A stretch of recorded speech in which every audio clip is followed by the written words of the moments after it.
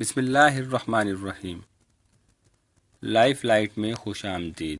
حضور اکرم صلی اللہ علیہ وآلہ وسلم شب معراج میں بیت المقدس کی طرف جاتے ہوئے مصر کے قریب ایک مقام سے گزرے تو انہیں نہایت ہی اعلیٰ و زبردست خوشبو آنے لگی۔ آپ صلی اللہ علیہ وآلہ وسلم نے حضرت جبرائیل علیہ السلام سے پوچھا کہ یہ خوشبو کیسی ہے؟ جواب ملا کہ فرعون کی بیٹی کی باندی مشاطہ اور اس کی اولاد کی قبر سے آ رہی ہے۔ پھر حضرت جبرائیل علیہ السلام نے اس کا قصہ بیان کیا کہ مشاطہ فرعون کی بیٹی کی خادمہ تھی اور وہ خفیہ طور پر اسلام لا چکی تھی۔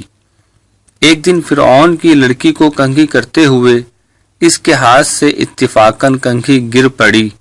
وہ اٹھانے لگی تو اس کی زبان سے بے ساختہ بسم اللہ نکل گیا۔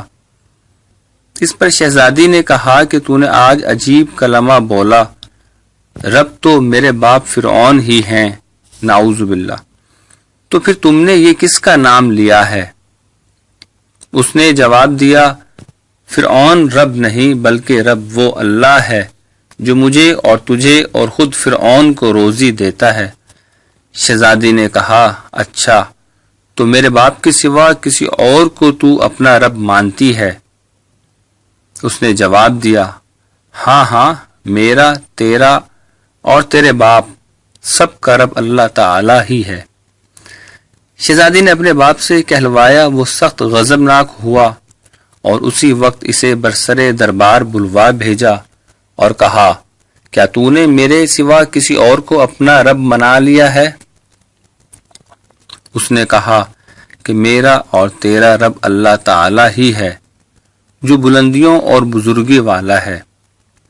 فرعون نے اسی وقت حکم دیا کہ تانبے کی گائے بنی ہوئی ہے، اس کو خوب تپایا جائے اور جب بالکل آگ جیسی ہو جائے تو اس کے بچوں کو ایک ایک کر کے اس میں ڈال دیا جائے، آخر میں خود اسے بھی اس میں ڈال دیا جائے۔ چنانچہ وہ گرم کی گئی، جب آگ جیسی ہو گئی تو حکم دیا کہ اس کے بچے کو ایک ایک کر کے اس میں ڈالنا شروع کرو۔ اس نے کہا، بادشاہ ایک درخواست میری منظور کر، وہ یہ کہ میری اور میرے ان بچوں کی ہڈیاں ایک ہی جگہ ڈال دینا۔ اس نے کہا، اچھا تیرے کچھ حقوق ہمارے ذمہ ہیں اس لیے یہ منظور کرتے ہیں۔ اس کے دونوں بچے اس کی آنکھوں کے سامنے اس میں ڈال دیے گئے اور وہ فوراً جل کر راکھ ہو گئے۔ پھر سب سے چھوٹے کی باری آئی جو ماں کی چھاتی سے لگا ہوا دودھ پی رہا تھا۔ فرعون کے سپاہیوں نے اسے گھسیٹا تو اس نیک بندی کی آنکھوں تلے اندھیرا چھا گیا۔ اللہ تعالی نے اس بچے کو اسی وقت زبان دے دی اور اس نے بآواز بلند کہا، اماں جان افسوس نہ کر، اماں جان ذرا بھی پس و پیش نہ کر، حق پر جان دینا ہی سب سے بڑی نیکی ہے۔ چنانچہ اسے صبر آ گیا، اس بچے کو بھی آگ میں ڈال دیا گیا اور آخر میں ان کی ماں کو بھی اسی آگ میں جلا کر مار دیا۔ یہ خوشبو کی مہکیں اس کے جنتی محل سے آ رہی ہیں۔